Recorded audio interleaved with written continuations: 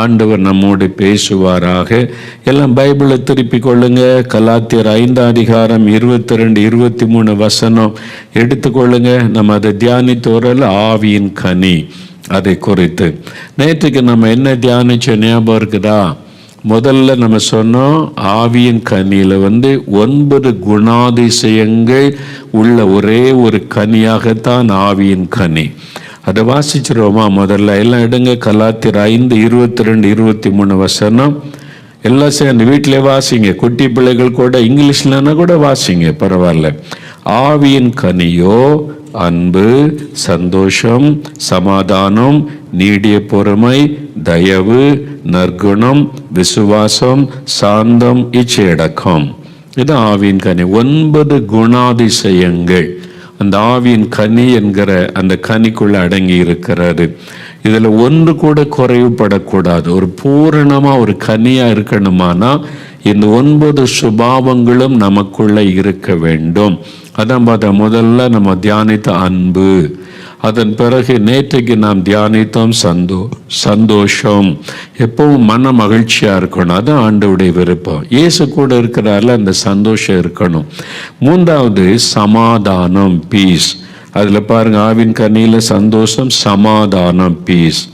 இப்போ பைபிளை நீங்க வாசிக்கும் போது தேவன் எப்படிப்பட்டவர், வானத்தை பூமி உண்டாக்கின தேவன் எப்படிப்பட்டவர், அவருக்கு ஒரு பெயர் கொடுக்கப்பட்டிருக்கிறது, சமாதானத்தின் தேவன். ரோமர் 15:33, ரோமர் 16:20 வாசிக்கும் போது சமாதான இன்னும் நிறைய இருக்குது வசனத்துல பார்த்தீங்கன்னா, அவர் சமாதானத்தின் தேவன், காட் ஆஃப் பீஸ். அப்போ அவர் சமாதானத்தின் தேவன். அடுத்தது ஏசாயா 9:6 வாசிக்கும் போது தேவன் மனிதனாக இந்த உலகத்தில் வந்தபோது இயேசு கிறிஸ்துவாக வந்தார். அவருக்கு கொடுக்கப்பட்ட பெயர் சமாதான பிரபு, பிரின்ஸ் ஆஃப் பீஸ், சமாதானம்.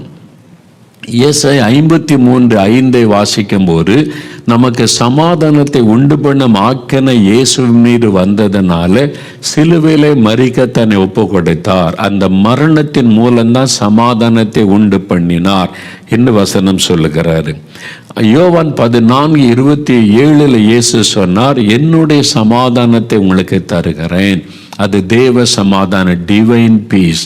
அதுதான் நிரந்தரமான ஒரு தெய்வீக சமாதானம். ஆத்ம அமைதின்னு சொல்லுவாங்க தெரியுமா? அமைதி, ஒரு ஆத்ம அமைதி, அப்படியே ஒரு பீஸ் இன் மை ஹார்ட் அப்படின்னு சொல்லுவாங்க. இருதயத்துக்குள்ள ஒரு ஆத்ம அமைதி.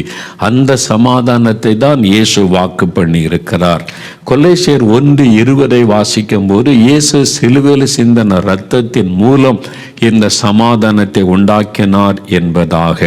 2 காரியம். முதலாவது, நம் உள்ளத்துக்குள்ள சமாதானம் காணப்படணும். இயேசு கிறிஸ்துவின் மூலமாய், அவருடைய சிலுவையில் சிந்தின இரத்தத்தின் மூலமாய் நம்முடைய உள்ளத்துக்குள்ள சமாதானம். அதுதான் பாவ மன்னிப்பின் சமாதானம், ரட்சிப்பின் சமாதானம். நம்முடைய உள்ளத்தில் அந்த ரட்சிப்பு வரும்போது தான் சமாதானம். இது ரொம்ப முக்கியம். 2வது, எபிரேயர் 12:14 பாருங்க. பைபிளை திருப்புங்க. எபிரேயர் 12:14 ஒரு அருமையான காரியம் சொல்லப்படுகிறது. யாவரோடும் சமாதானமாய் இருக்கவும் பரிசுத்தம் உள்ளவர்களாய் இருக்கவும் நாடுங்கள். பரிசுத்தம் இல்லாமல் ஒருவனும் கர்த்தரை தரிசிப்பதில்லையே. யாவரோடும் சமாதானமாயிருங்கள் அப்படின்னு ஆண்டவர் சொல்றார். அப்ப அந்த ஆவியின் கனி சமாதானம் என்பது முதல்ல நம்முடைய உள்ளத்துக்குள்ள அந்த சமாதானம் இருக்கணும். இயேசு கிறிஸ்து அருளின பாவ மன்னிப்பின் சமாதானம். சமாதான பிரபு இயேசு உள்ளத்துல வந்துட்டா உள்ளத்துல சமாதானம் இருக்கும். இந்த அனுபவம் கட்டாயம் உங்களுக்கு இருக்கணும். முதலாவது. 2வது, நம்மை சுற்றி இருக்கிற மக்களோட நம்ம சமாதானமாய் இருக்க வேண்டும். இயேசுடைய சிலுவையில் பாருங்களேன், அதுக்கு விளக்கம் கொடுப்பாங்க. நான் ஆரம்ப காலத்திலே கேட்டது ஞாபகத்தில் இருக்குது. நான் மற்றவங்களுடைய பிரசங்கத்தை கேட்டபோது சிலுவையில் 2 மரம், ஒன்று நேராக இருக்கிற மரம், இன்னொன்று குறுக்கா இருக்கிற மரம். அதுதான் சிலுவையில். இந்த நேராக இருக்கிற மரம் தேவனோடு நம்ம சமாதானமாக இருக்கணும், ஆண்டவரோடு ஒப்புரவாகி பீஸ் வித் காட், தேவனோட சமாதானமாக இருப்பதை குறிக்கும். அதுக்கு தான் இயேசு சிலுவையில் மரிச்சார். அவர் மூலமா நம்ம தேவனோட சமாதானம் பெற்று ரட்சிப்பை பெற்றுக்கொள்கிறோம். ரெண்டாவது, குறுக்கே இருக்கிற மரம் எதை குறிக்கிறது? நம்மை சுற்றி இருக்கிற மக்களோடு உள்ள சமாதானம். நம்ம வீட்டுக்குள்ள, வேலை செய்கிற இடத்துல, வசிக்கிற இடத்துல நம்ம மற்ற மக்களோடு சமாதானமாக இருக்கணும். இந்த ரெண்டை அந்த சிலுவை வெளிப்படுத்துகிறது என்று ஒரு ஊழியக்காரர் பிரசங்கம் பண்ணது எனக்கு அது கேட்டு நான் 50 வருஷம் இருக்கும், இப்பவும் ஞாபகத்தில் இருக்கிறது.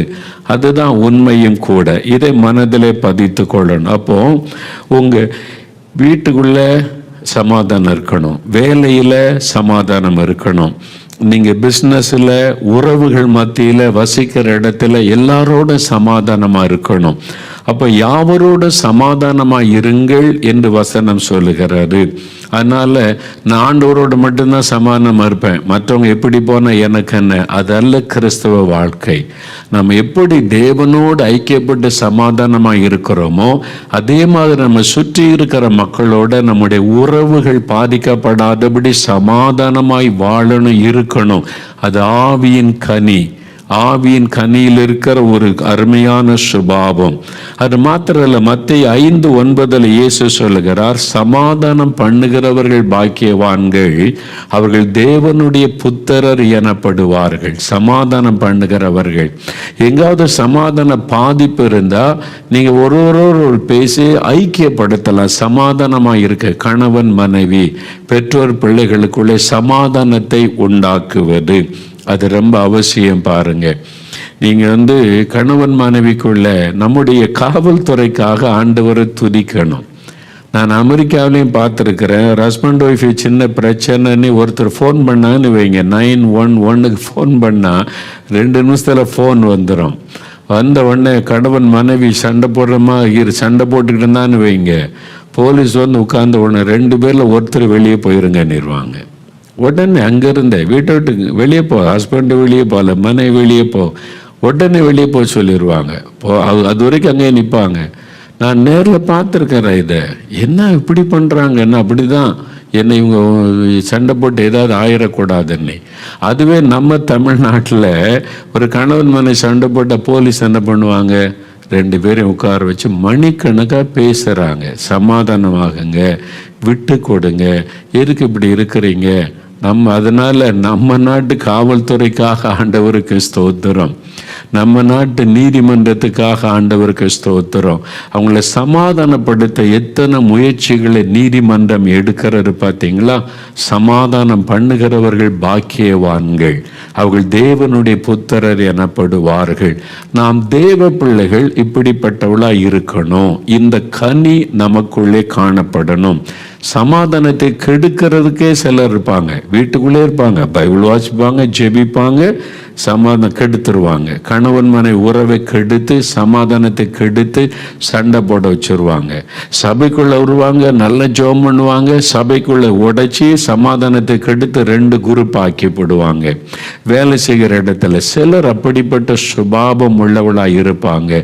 நாம் அப்படி இருக்கக்கூடாது. தேவ பிள்ளைகளுக்குள்ள காணப்படுகிற சுபாவம், நாம் எல்லாரோட சமாதானமாக இருக்கணும். மற்றவங்களை சமாதானம் பண்ணுவதிலே நம்ம அதிக கவனம் செலுத்தணும் என்பதாய் பார்க்கிறோம். இப்போ சபையில் எடுத்துக்கொள்ளுங்க. ஒரு சமயம் வெளிநாட்டுக்கு நான் ஊழியத்துக்கு போயிருந்தேன். அந்த வெளிநாட்டில் ஒரு நல்ல பெரிய சபை, தமிழ் சபை. 2 வருஷத்துக்கு ஒரு முறை அந்த செக்ரட்டரி, ட்ரெஷரர், அந்த கமிட்டி மெம்பர்ஸ் எல்லாம் தெரிந்து எடுப்பாங்க. ஒருவர் 2 முறை இருக்கலாம், அதுக்கப்புறம் வேற ஆளுக்கு விட்டு கொடுத்துடணும். அது மாதிரி சில ஒழுங்கு வச்சிருக்கிறாங்க. நான் போனபோது ஒரு சகோதரர் செயலராக இருந்து பணி செய்து கொண்டிருந்தார். நல்ல கர்த்தருடைய பிள்ளை, நல்ல ஊழியெல்லாம் செய்து கொண்டிருந்தார். சந்தோஷம். நான் ஊழியம் முடிச்சுட்டு வந்துட்டேன். 1 வருஷம் கழிந்து விட்டார். ஒரு நாள் எனக்கு ஃபோன் பண்ணார். என்ன பிரதர், எப்படி இருக்கேன் எல்லாம் கேட்டேன். பிரதர், இப்போ சபையில் 2 வருஷம் முடிஞ்சிட்டு நெக்ஸ்ட்டு தேர்தல் வருகிறாரு, எலெக்ஷன் வருது, செக்ரட்டரிக்கு இருக்கலாம். அப்போ சூழ்நிலை எப்படி இருக்குது, அங்கே வந்து கொஞ்சம் டஃப்பாக இருக்குது பிரதர், நல்ல சமாதானமாக நீங்கள் இருங்க நம்ம ஈஸியாக போயிடும். இந்த முறை ரொம்ப போட்டி பொறாமைகள் 2 குரூப்பாக மாறி சபையை ஒரு மாதிரி டென்ஷனாக இருக்குது. அதனால் எனக்கு சப்போர்ட்டாக அவங்க சொல்கிறாங்க, நீங்கள் நில்லுங்க பிரதர், நீங்கள் வந்துடலாம், நீங்கள் இருங்க அப்படின்னு சொல்கிறாங்க. ஆனால் எனக்கு ஒரே குழப்பமாக இருக்குது பிரதர். அதனால தான் அவங்கள்ட்ட ஒரு ஆலோசனை கேட்டு ஜெபிக்கலான்னு ஃபோன் பண்ணேன்னு சொன்னாங்க என்கிட்ட. அப்போ பாருங்கள், சபையில் ஒரு டென்ஷன், குழப்பம். நல்ல ஆவிக்குரிய சபை, நல்ல ஆவியானவருக்கு இடம் கொடுத்து நல்ல பிள்ளைகள் உள்ள சபைகள் தான். இந்த பதவின்னு வரும்போது ஒரு போட்டி, அங்கே சமாதான குறைவுகள், பாதிப்புகள் உண்டாகிறது. பாதி பேர் இவருக்கு சப்போர்ட்டு, பாதி பேர் இவருக்கு சப்போர்ட்டு, இன்னும் பாதி பேர் எதை பற்றி கவலைப்படாமல் சபைக்கு வந்தோமா போனோமான்னு இருப்பாங்க. இப்படி விதமான மக்கள் இருக்கிறாங்க, அது பார்க்குறோம். நான் அவர்கிட்ட கேட்டேன், சரி பிரதர், நீங்கள் 2 வருஷம் நல்லா ஊழியம் செய்கிறீங்க, கர்த்தர் மகிமைப்பட்டார், சந்தோஷம். இப்போ நீங்கள் போட்டிக்கு நிற்காவிட்டால் என்ன நடக்கும்? நீங்கள் போட்டிக்கு நிற்கலை, இந்த பதவி வேண்டாப்பா நான் விட்டு கொடுத்துறேன்னு சொன்னால் என்ன ஆகும்னு கேட்டால், சரி அவரே வந்துட்டு போவார், தேர்தல் நடக்காது. அதான் ஆண்டவருடைய சித்தம். ஒரு சமாதானமாக நீங்கள் போட்டிக்கு நின்று போட்டு ஓட்டு போட்டு பிரித்து அப்புறம் அவங்களுக்குள்ள உங்கள் மேலே ஒரு கசப்பு உண்டாகி குடும்பங்கள் பாதிக்கப்பட்டு உறவுகள் பாதிக்கப்பட்டு சர்ச்சைக்கு போனாலும் தோத்திரம் போட்டாலும் உள்ளத்துக்குள்ள சமாதானம் இல்லாமல் எவ்வளோ பெரிய பாதிப்பு இல்லை? தேவனுடைய சபை, தேவன் இயேசு கிறிஸ்துவனுடைய சரீரம் சபை.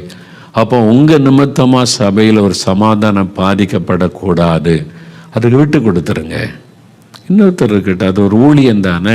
நீங்கள் 2 வருஷம் நல்லா செஞ்சீங்க, அவங்க செய்யட்டும், அவங்களுக்கு கை குலுக்குங்க, நீங்கள் செய்யுங்க, நாங்கள் சப்போர்ட்டாக இருக்கிறோம், ஊழியம் தானே செய்யுங்க அப்படியே நீங்கள் சொல்லலாம்லன்னு.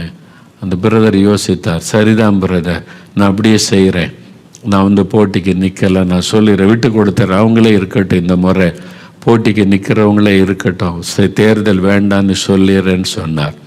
சமாதானம். இதுதான் ஆண்டவர் எதிர்பார்க்கிற விரும்புகிற ஒரு காரியம். எங்கள் ஊர் பக்கம் குறுகாட்டூர்னு ஒரு ஊர் இருக்குது, அங்கே ஒரு சிஎஸ்ஐ சபை, மர்காசிஎஸ், அவங்க வந்து மிஷினரியாக வந்து ஊழியம் செய்த ஒரு இடம்.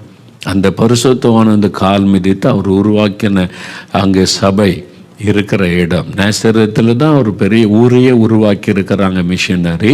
ஆனால் அதுக்கு முன்னால் முதலாவது இந்த குறுகாட்டூரில் தான் அவங்க வந்து ஊழியம் செய்து நிறைய பேர் ரட்சிக்கப்பட்டு ஞானஸ்தானம் எடுத்திருக்கிறாங்க. இன்றைக்கி எங்கள் சபை இருக்கிறது ஒரு பாஸ்டேட்டுன்னு சொல்லுவாங்க.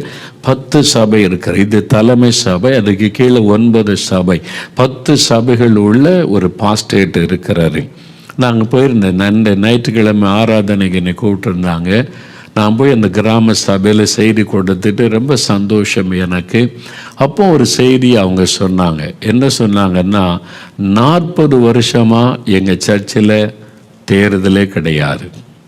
இந்த ஒவ்வொரு 4 வருஷத்துக்கு ஒரு முறை தேர்தல் வரல, secretary, treasurer, pastor committee, diocesan council அப்படின்னு நிறையா பொறுப்புகள் இருக்குது. அது ஒரு ஊழியத்துக்குன்னு நியமிக்கப்பட்டது, இப்போ வந்து பதவியாக மாறிவிட்டார். ஒரு சபையில் ஒரு செக்ரட்டரி, ட்ரெஷரர், கமிட்டி மெம்பர்ஸ்னால் அது ஒரு ஊழியம், இட்ஸ் எ மினிஸ்ட்ரி. பைபிளில் சொல்லிக்கிற ஒரு உதவிக்கார ஊழியம், பாஸ்டரோடு இணைந்து அவங்கள உற்சாகப்படுத்தி ஊழியம் செய்வதற்கு தான் அதெல்லாம் நியமித்தாங்க. ஆனால் இப்போ அது வந்து பதவியாய் மாறி போட்டிகள், சண்டைகள், அதில் வந்து நிறைய காரியமாக, அதனால் சமாதானம் பாதிப்பு, சபைகளுக்குள்ளே சமாதானம் பாதிக்கப்படுகிறாரு. அவங்க சொன்னாங்க, 40 வருஷமாக எங்கள் சபையில் தேர்தல் கிடையாது, போட்டி கிடையாது. அப்போ என்ன பண்ணுவீங்க? எல்லா சபையில் இப்படிலாம் நடக்குது அப்படின்னா, நாங்கள் 10 சபைகள் எல்லாம் ஒரு மனமாக உட்காந்து, பெரிய சபைகள் 3 சபைகள் உண்டு, எல்லா பெரியவங்களாம் உட்காந்து பேசி, இந்த வருஷம் நீங்கள் இருங்க, இந்த வருஷம் உங்கள் சபையில் இருக்கட்டும், சமாதானமாக பேசி விட்டு கொடுப்போம். நான் தான் கட்டாயம் இருப்பேன், நான் தான் பதவியில் இருப்பேன்னு இல்லை, நீங்கள் இருங்க, இந்த அடுத்த முறை இந்த சபையில் உள்ள நீங்கள் இருங்க, சமாதானமாக பேசி நாங்கள் விட்டு கொடுக்கறதுனால தேர்தலும் கிடையாது. நாங்கள் எல்லாரும் அன்பாக ஐக்கியமாக இருக்கிறோம், சந்தோஷமாக இருக்கிறோம். கேட்குறதுக்கு எவ்வளோ சந்தோஷமாக இருந்தால் நமக்கே இவ்வளோ சந்தோஷம், ஆண்டவர் எவ்வளோ சந்தோஷப்படுவார். இதை விட்டுட்டு செக்ரட்டரிக்கு போட்டி, ட்ரெஷருக்கு போட்டி, சண்டை, ஓட்டு கேட்டு பிரித்து அதில் அவன் சரியில்லை இவன் சரியில்லைன்னு சொல்லி ஒரு சர்ச்சுக்குள்ள அன்பு பாதிக்கப்படுதில்லை, சமாதானம் பாதிக்கப்பட்டதில்லை, உறவுகள் பாதிக்கப்பட்டதில்லை. எவ்வளோ வேதனையான காரியம் இல்லை? அப்போ நீங்கள் யோசித்து பாருங்க. அப்போ விட்டு கொடுத்தால் சமாதானமாக இருக்க முடியும். வீட்டுக்குள்ள கூட இந்த போட்டி பொறாமல் சமாதான பாதிப்பு எதனால வருது? பதவி ஆசை, நான் இருக்கணும் அந்த பதவியில், அந்த பதவி ஆசை, பெருமை. அந்த செக்ரட்டரி ட்ரெஷரர் என்றால் ஒரு பெருமை. அது பெருமைப்படுற விஷயம் இல்லை. உங்களை வேலைக்காரனாக தாழ்த்தணும், அவங்க தான் அந்த ஊழியத்துக்கு தகுதியானவங்கன்னு பைபிளில் நம்ம பார்க்கிறோம். ஆண்டவரும் போதகரமாகிய நானே உங்களுடைய கால்களை கழுவினால் நீங்கள் முதன்மையாக இருக்க விரும்புகிறவன் வேலைக்காரனாக கடவன். இந்த சத்தியத்தில் மறந்து விட்டதுனால தான் நமக்கு இவ்வளோ போட்டி, பொறாமை, சண்டைகள் எல்லாம்.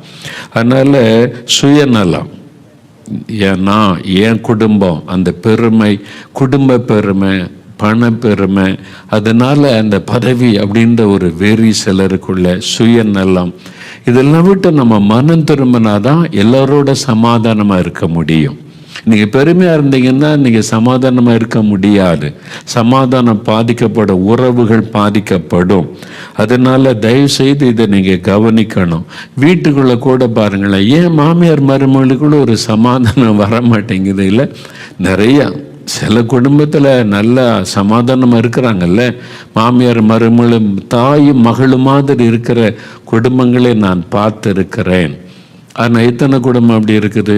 சண்டைக்கு வர காரணம் என்ன? இவங்க சொல்லுவாங்க, என் குடும்பத்தை பற்றி தெரியுமா உனக்கு? நீ எங்கேருந்தா வந்தவ? ஏன் தலைமுறை தெரியுமா? ஏன் தப்பா தெரியுமா? தாத்தா தெரியுமான்னு மாமியார் பேசுகிறாரு. மருமகளுக்கு ஒன்று டக்குன்னு கோவம் வரும்.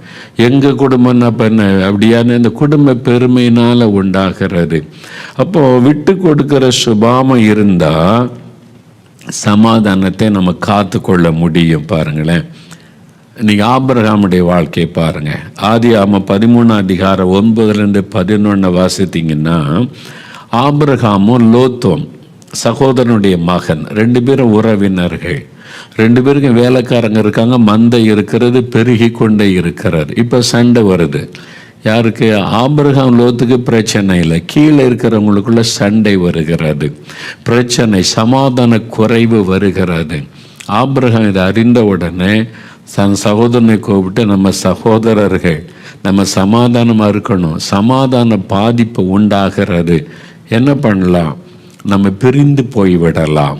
நான் ஒரு பக்கம் என்னுடைய காரியத்தை பார்க்குறேன், நீ உன் காரியத்தை பாரு. நம்ம சேர்ந்திருந்தால் சமாதானம் இன்னும் பாதிக்கப்படும். அதனால் நீ சமாதானமாக பிரிந்து விடலாம். அப்படி சொன்ன உடனே யோத்து சரின்றார். ஆபிரகாம் தான் லோத்தை கூட்டிகிட்டு வந்தார்.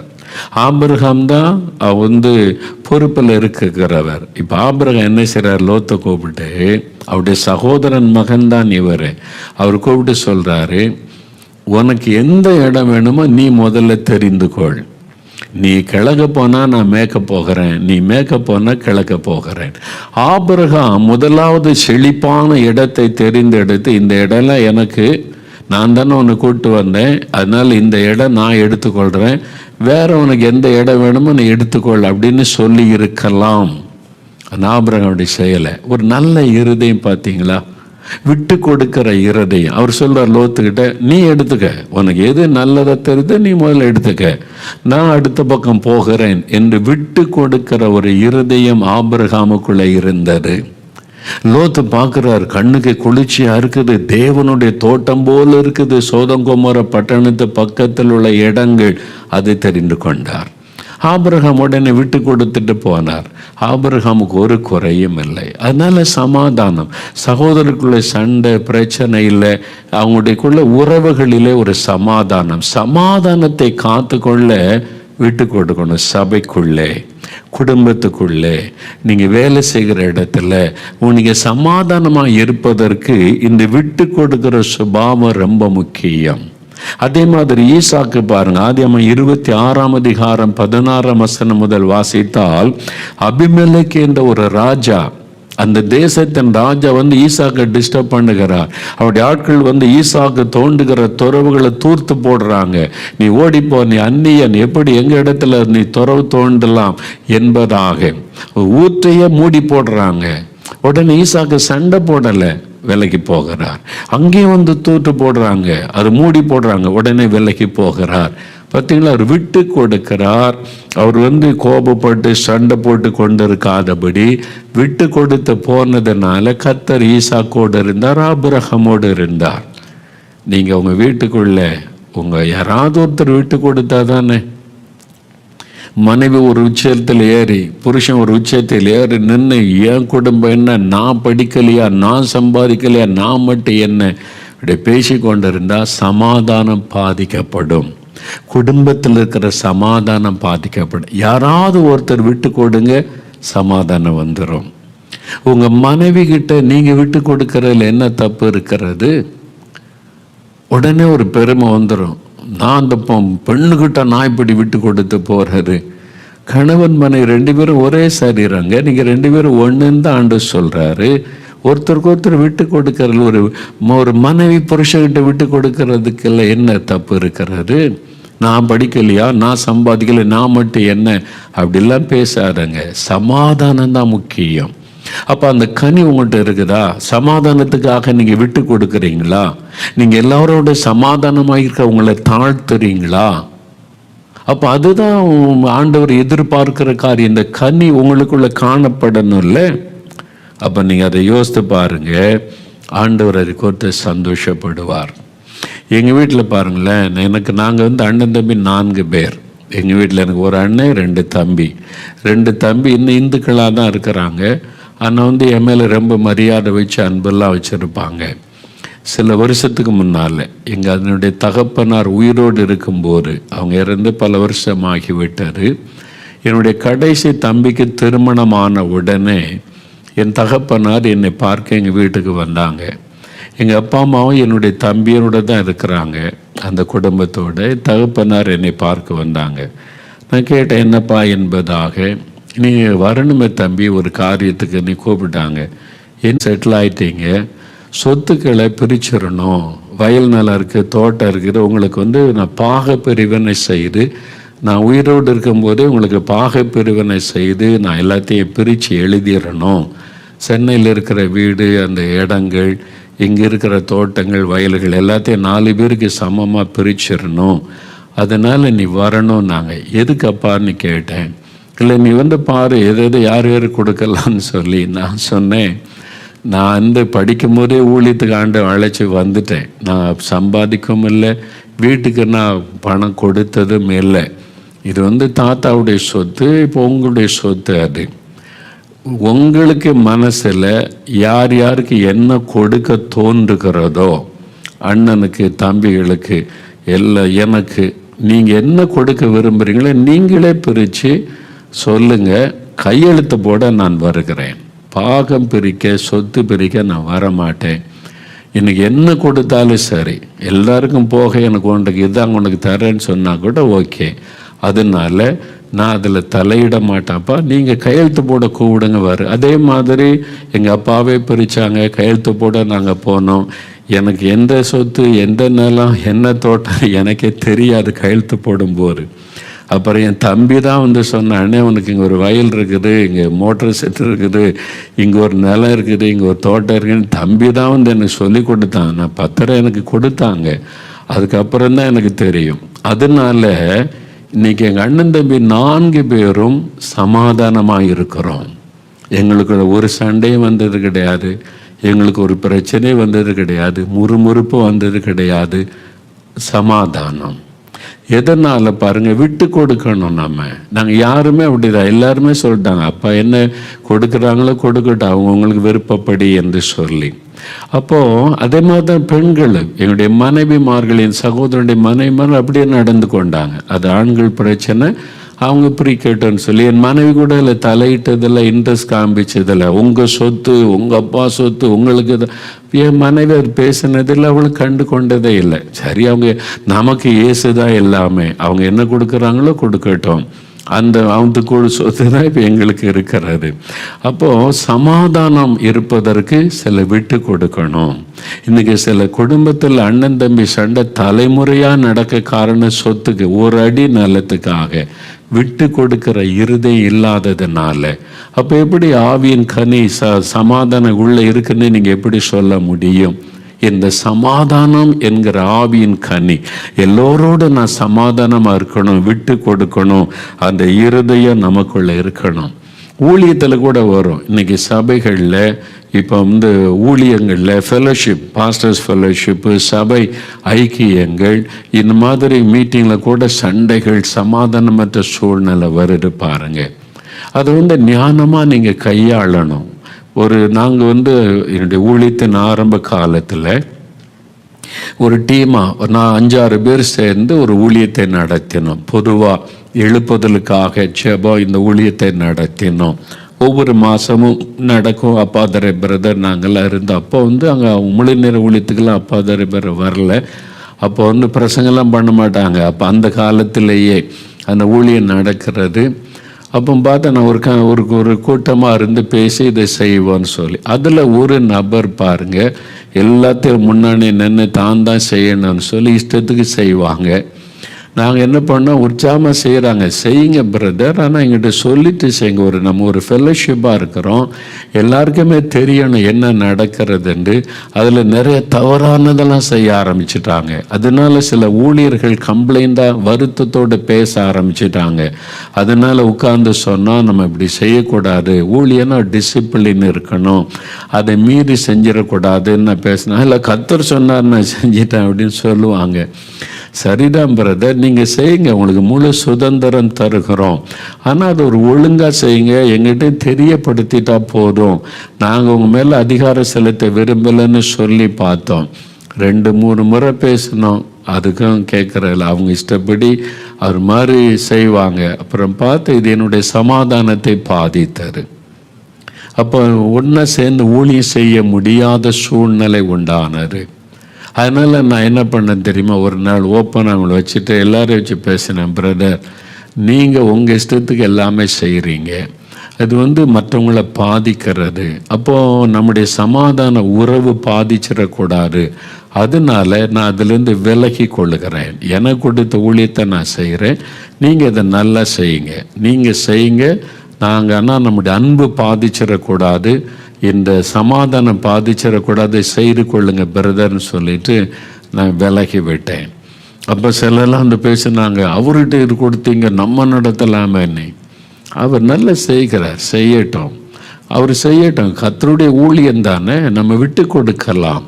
அவர் நல்லா செய்கிறார், நமக்கு போட்டிலாம் போட வேண்டாம், அதை விட்டு கொஞ்சம் விலகி இருப்போம். அதனால பாருங்கள் எங்களுக்குள்ள சமாதானம். அவரை பார்க்கும்போது தோத்தர சொல்ல அவர் அன்பாக பேச நல்ல செய்யுங்க பிரதர், அவ்வளோதான். சில சமயம் சேர்ந்து போக முடியாது, கொஞ்சம் விலகி இருந்துட்டா சமாதானம் காத்து கொள்ளப்படும். அதுக்கு விட்டு கொடுக்கணும். நான் இதை விட மாட்டேன், இந்த பதவி விட மாட்டேன், எனக்கு தான் இது அப்படி நிற்கக்கூடாது. சரியா? அப்போ சமாதானம் என்கிற ஆவியின் கனி, அந்த குணம் நமக்குள்ள இருக்குதா? உங்கள் ஃபெலோஷிப்பில் நீங்கள் சமாதானத்தை காத்துக்கொள்கிறீங்களா? உங்கள் நிமித்தம் சமாதானம் பாதிக்கப்பட்டுச்சா? உங்கள் சபைக்குள்ளே உங்கள் நிமித்தம் சமாதானம் பாதிக்கப்பட்டுச்சா? உங்கள் குடும்பத்துக்குள்ளே உங்கள் நிமித்தம் சமாதானம் பாதிக்கப்பட்டுச்சா? யோசித்து பாருங்கள். இன்றைக்கி ஆண்டவரிடத்தில் சொல்லுங்கள், ஆண்டவரே என்னை மன்னிச்சிருங்க, எனக்குள்ள சமாதானமாக இருக்கிற அந்த சுபாவத்தை எனக்கு கொடுங்க. நான் மற்றவங்களை பகைக்கிறது, மற்றவங்க சமாதான கேட்டை உண்டாக்குற காரியத்தை மன்னிங்க என்று சொல்லி கேளுங்க. கணவன் மனைவி விட்டு கொடுங்களேன். நீங்கள் ஏன் விட்டு கொடுக்கூடாது? மனைவிக்காக, உங்களுடைய கணவருக்காக. நான் ஒரு கூட்டம் 4 நாள் கூட்டம் முடிஞ்சு நடுராத்திரி வந்தோம். ஞாயிற்றுக்கிழமை கூட்டம்லாம் முடிச்சுட்டு நான் என் மனைவியில் ஒரு வீட்டில் தங்கியிருந்தோம். ஒரு கணவன் மனைவி 2 பிள்ளைகள் இருக்குது, அவங்களுக்குள்ள பிரச்சனை, பிரிஞ்சு இருக்கிறாங்க, அவங்கள ஒரு சமாதானப்படுத்துங்க. நாங்கள் சரி அடுத்த நாள் வர சொல்லுங்கன்னா, எனக்கு ரொம்ப டயர்டு, ஊருக்கு கிளம்பணும். வர சொன்னால் உட்கார வச்சு கணவன் மனைவி 2 பேரும் உட்கார வச்சு பேசினா சின்ன காரியத்துக்கு விட்டு கொடுக்க மாட்டேங்கிறாங்க. 4 மணி நேரம் பேசியாச்சு. 2 பேர் உட்காந்து பேசுகிறோம், 2 பேர் உட்காந்து ஜாலியாக சிரித்து பேசுகிறாங்க. அப்போ ஒன்றா இருக்க வேண்டியதானா? இருக்க மாட்டோம். அவளை இப்படி செய்ய சொல்லுங்க, இவரை இப்படி சொல்லு. சின்ன விஷயத்துக்கு கணவனும் நான் விட்டு கொடுக்க மாட்டேன்றாரு, மனைவி விட்டு கொடுக்க மாட்டேன்றாங்க. 2 பிள்ளைகள் 4 மணி நேரம் பேசியும் நாங்கள் அவ்வளோ டயர்டாக உட்காந்து நான் என் மனைவி மாற்றி மாற்றி பேசி பார்க்குறோம். கடைசியில் ஒன்றா உட்காந்து பேசுகிறாங்க, போகும்போது பிரிஞ்சு போகிறாங்க. ஒரு சமாதானத்துக்காக மனைவிக்கு விட்டு கொடுக்க மனம் இல்லை, கணவனுக்கு விட்டு கொடுக்க மனம் இல்லை.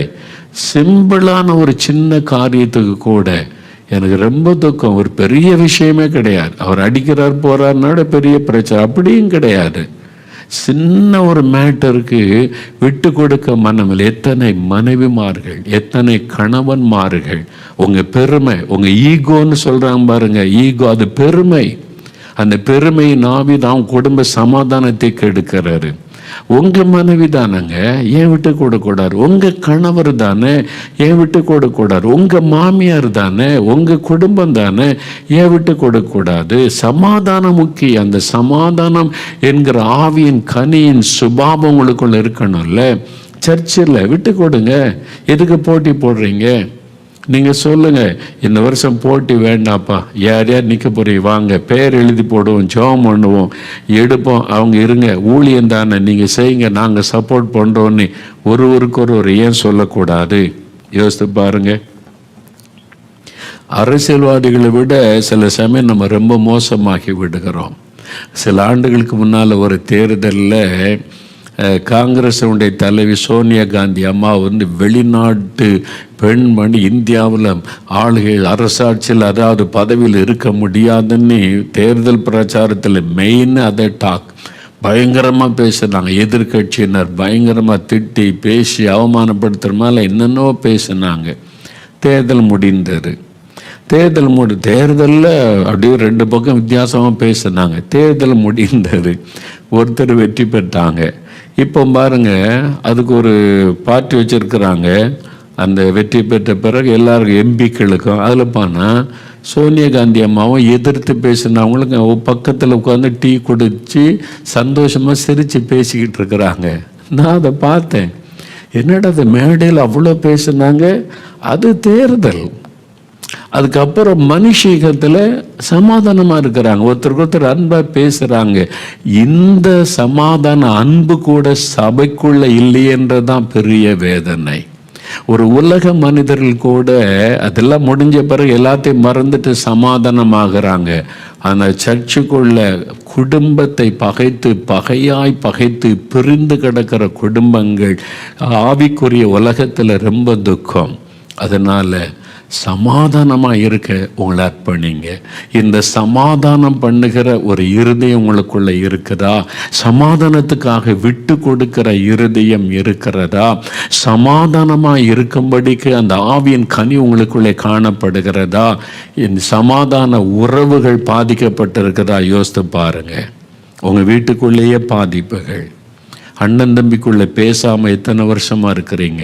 கணவன் மனைவிக்குள்ளே பேசாமல் ஒரே வீட்டுக்குள்ளே வசிக்கிறீங்க, பல வருஷமாக பேசிக்கொள்ளலை. உங்கள் மாமியார் மருமகள் பேசிக்கொள்ளாமல் இருக்கிறீங்க. பக்கத்து வீட்டில் இருக்கிற உடன் பிறந்த சகோதரனோடு பேசுவதில்லை. யோசித்து பாருங்க. ஆண்டவரே என்னை மன்னியும். இந்த சமாதானம் என்கிற ஆவியின் கனி, அந்த சுபாவம் எனக்கு வேணும். நான் எல்லாரும் கூட அன்பா இருக்கணும், சமாதானமா இருக்கணும். சமாதானம் பாதிக்கப்படுகிற எதுக்கும் நான் இடம் கொடுக்க கூடாது. நான் விட்டு கொடுக்க என்னை ஒப்பு கொடுக்கிறேன் அப்படின்னு சொல்றீங்களா? இந்த ஆவியின் கனி உங்களுக்குள்ளே வருவதற்கு இடம் கொடுப்பீங்களா? ஆண்டவரே, இந்த ஆவியின் கனியை எனக்கு தாங்க, நான் சமாதானமாக இருக்க எனக்கு உதவி செய்யுங்க. ஜெபிக்கிறீங்களா? நாம் ஜெபிக்கலாம். எல்லாரும் எழுந்து நிற்கலாம். ஒரு நிமிடம் அப்படியே எழுமி நில்லுங்க. அவனுடைய இருதயத்தில் கை வைங்க. ஆண்டவரே, இந்த ஆவியின் கனி சமாதானம் எனக்கு வேணும். என் உள்ளத்தில் சமாதானம் இருக்கணும். நான் எல்லாரும் கூட சமாதானமாக இருக்கணும். எங்கள் வீட்டில், எங்கள் சபைக்குள்ள, எங்கள் சமுதாயத்தில் உலகத்தில் எல்லாரும் கூட நான் சமாதானமாக இருக்கணும், சமாதானத்தை பாதிக்கிற மாதிரி நான் நடந்து கொள்ளக்கூடாது. என் பெருமை, என் சுயநலம், ஆண்டவரே பதவி ஆசை, ஆண்டவரே இந்த காரியங்களினால சமாதானம் பாதிக்கப்பட்டு இருக்கிறது, என்னை மன்னியும் ஆண்டவரேன்னு சொல்லுங்க. ஈகோ, அந்த பெருமையினால என் மனைவி, கணவன், மாமியார், மருமகளுக்குள்ளே சமாதானமற்ற நிலைமை, என் வீட்டுக்குள்ளேயே சமாதானம் இல்லை ஆண்டவரே, உறவுகள் பாதிக்கப்பட்டு இருக்கிறது, என் பிள்ளைகளோட எனக்கு சமாதானம் இல்லை, என் பெற்றோரோட சமாதானம் இல்லை, என் உடன் பிறந்தவர்களோட சமாதானம் இல்லை. ஆண்டவரே என்னை மன்னியும், என்னை மன்னியும். நான் சமாதானம் உள்ளவளாய், சமாதானம் உள்ளவனாய், சமாதானம் பண்ணுகிறவனாய் இருக்கணும். அதுக்கு என்னை விட்டு கொடுக்க எனக்கு அந்த இருதயத்தை தாரும். அந்த ஆவியின் கனியாகிய சமாதானம் என்கிற அந்த சுபாவத்தை எனக்கு தாரும். தாரும் ஆண்டவரே. நான் எல்லாரோட சமாதானமா இருக்கணும், உம்மோடு கூட நான் சமாதானமா இருக்கணும். எனக்குள்ள இந்த ஆவியின் கனியாகிய சுபாவம் காணப்படணும். தகப்பனே, யார் யார் அப்படி ஜெபிக்கிறாங்களோ இன்றைக்கு அவளுக்கு உதவி செய்வீராக. பெருமை விலகட்டும், சுயநலம் விலகட்டும், அந்த ஈகோ என்கிற ஆண்டவரே இந்த பிரச்சனையுடைய உள்ளத்தை விட்டு விலகட்டும். ஒரு தாழ்மையை தாரும் ஆண்டவரே, அவங்களுக்கு ஒரு தாழ்மையை கொடும். எல்லோரோட சமாதானமாய் இருக்கிற இருதயத்தை தாரும். தடுப்பு சுவர் உடைக்கப்படட்டும் இயேசுவின் நாமத்தில். கணவன் மனைவிக்கு நடுவாயிருக்கிற தடுப்பு சுவர் உடைக்கப்படட்டும். மாமியார் மருமகளுக்குள்ள இருக்கிற தடுப்பு சுவர் உடைக்கப்படட்டும். பெற்றோர் பிள்ளைகளுக்குள்ளே காணப்படுகிற சமாதான குறைவென்கிற தடுப்பு சுவர் உடைக்கப்படட்டும். சபைகளுக்குள்ளே காணப்படுகிற தடுப்பு சுவர்கள் உடைக்கப்படட்டும். இன்னைக்கு ஒரு சமாதானம் உண்டாகட்டும். அதற்காக விட்டு கொடுக்கிற சுபாவம் உண்டாகட்டும். ஆவியானோர் அப்படி தொடுகிறதற்காய், மாற்றுகிறதற்காய் ஸ்தோத்திரம், ஸ்தோத்திரம் என்று உம்மை துதிக்கிறோம். இன்று முதல் ஒரு மாற்றம் குடும்பத்துக்குள்ள, சபைக்குள்ள, ஆண்டவரே நாங்கள் வேலை செய்கிற எல்லா இடத்திலும் உண்டாகவும் நாங்கள் சமாதானம் பண்ணுகிறவர்கள் என்கிற நற்சாட்சியோடு வாழ்வதற்கு எங்களுக்கு உதவி செய்யும். அப்படி ஆசீர்வதித்ததற்காய் ஸ்தோத்திரம், ஸ்தோத்திரம். இயேசு கிறிஸ்துவின் நாமத்தில் ஜெபிக்கிறோம் பிதாவே. ஆமேன், ஆமேன். என் ஆத்துமாவே கர்த்தரை ஸ்தோத்திரி, என் முழு உள்ளமே அவருடைய பரிசுத்தமுள்ள நாமத்தை ஸ்தோத்திரி. என் ஆத்துமாவே கர்த்தரை ஸ்தோத்திரி, அவர் செய்த சகல உபகாரங்களை மறவாதே. ஆமேன், ஆமேன். ஆண்டவர் உங்களோடு பேசி இருக்கிறார். உடனே இப்போ ஒப்புரவாயிருங்க, சமாதானமாயிருங்க.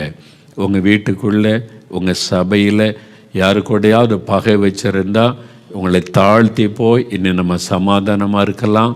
நீங்கள் நல்ல ஊழியம் செய்யுங்க, நாங்கள் உங்களுக்கு சப்போர்ட் பண்ணுறோன்னு அன்பாக பேசுங்க. அவங்க எதிர்கட்சி, அவங்க ஆளுங்கட்சி நீ பகையை வளர்த்து கொள்ளாதங்க. சமாதானத்தை கெடுக்கிறவங்க யாராக இருந்தாலும் கர்த்தருடைய நியாயத்தீர்ப்புக்கு நீங்கள் தப்ப முடியாமல் ஆகிவிடும். சமாதானம் பண்ணுங்க, ஐக்கியப்படுத்துங்க. உங்கள் வீட்டுக்குள்ளே, சபையில், உங்கள் தெருவில், நீங்கள் வேலை செய்கிற இடத்துல எல்லாம் சமாதான தூதர்களாக செயல்படணும். சரியா? அந்த கனி உங்களுக்குள்ள காணப்படணும்.